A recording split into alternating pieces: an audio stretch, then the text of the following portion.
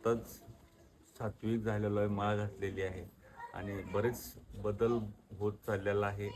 आणि माझ्या आयुष्यात पहिल्यांदाच मी 45 वर्षामध्ये त्या मार्गात आल्यापासून माळ पहिल्यांदा घातली, शुद्ध शाकाहारी झालो, मद्यपान वगैरे सगळं सोडून आज व्यवस्थित चाललेलं आहे.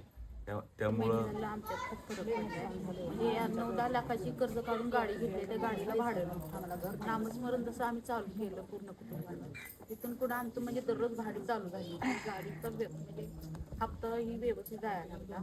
की महाराजांनी सांगितलेला मार्ग तो म्हणजे एक नंबर आहे. आणि महाराज जसं मगाशी म्हणले की इथच्याचं भोग संपल्याशिवाय येऊ शकत नाही, ते खरंच आपलं भोग संपल्यात म्हणून आपण इथवर आलो.